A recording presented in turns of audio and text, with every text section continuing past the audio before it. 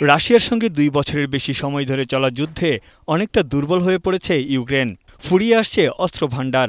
পাল্টা আক্রমণ তো দূরের কথা, আত্মরক্ষার পথও খুঁজে পাচ্ছে না ইউক্রেন সেনারা। মিত্র দেশগুলোর কাছ থেকেও মিলছে না আগের মতো সহায়তা। এর মধ্যে সামরিক বাহিনীর প্রধানের পদেও আসে রদবদল। সব মিলিয়ে যুদ্ধে কোণঠাসা ইউক্রেন।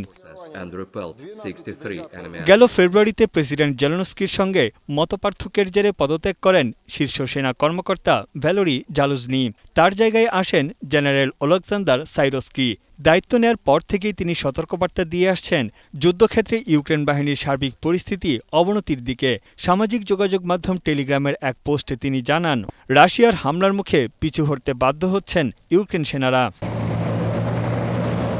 দনেৎস্ক অঞ্চলের ৩টি গ্রাম থেকে সেনাদের সরিয়ে নেওয়া হয়েছে পশ্চিমাঞ্চলে। রুশ বাহিনী হামলা জোরদারে ইউক্রেন সেনারা বাধ্য হয় পালিয়ে যেতে। জেনারেল সাইরস্কি আরও জানান, পশ্চিমের কিছু এলাকায়ও কৌশলগত সাফল্য অর্জন করেছে রুশ বাহিনী।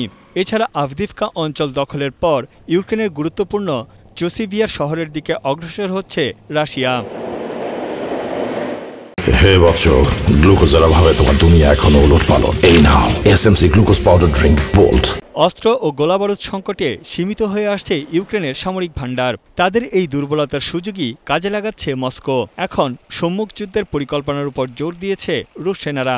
সেনা সংখ্যা ও সামরিক শক্তিতে ইউক্রেন থেকে অনেক বেশি শক্তিশালী রাশিয়া। এই অবস্থায় ইউক্রেনের একমাত্র আশার আলো যুক্তরাষ্ট্রের $৬,০০০ কোটি সামরিক সহায়তার প্যাকেজ। রিপাবলিকানদের বিরোধিতার মুখে বিলটি কয়েক মাস আটকে থাকার পর গত সপ্তাহে তা অনুমোদিত হয়। এই সহায়তা পেলে দ্রুত ঘুরে দাঁড়াতে পারবে ইউক্রেন। যুদ্ধে ইউক্রেনকে সবচেয়ে বেশি সহায়তা দিয়েছে যুক্তরাষ্ট্র। হে বৎস, গ্লুকোজের অভাবে তোমার দুনিয়া এখনো ওলটপালট। এই নাও SMC glucose powder drink bolt. জানিয়েছেন দেশটির প্রেসিডেন্ট ভলোদিমির জেলেনস্কি। রাশিয়ার আগ্রাসন মোকাবেলায় এই সহায়তার বিকল্প নেই। Ми на всіх рівнях взаємодіємо з партнерами, щоб досягти саме того рівня оперативності в допомозі, який потрібен, щоб не лише зберігати наші позиції, але й щоб зривати російські плани війни.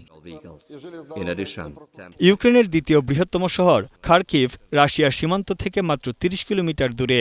সম্প্রতি সেখানে সেনা সংখ্যা বাড়িয়ে ক্রমাগত বিমান হামলা চালিয়েছে রুশ বাহিনী। তানভীর জনি, এখন বিশ্ব।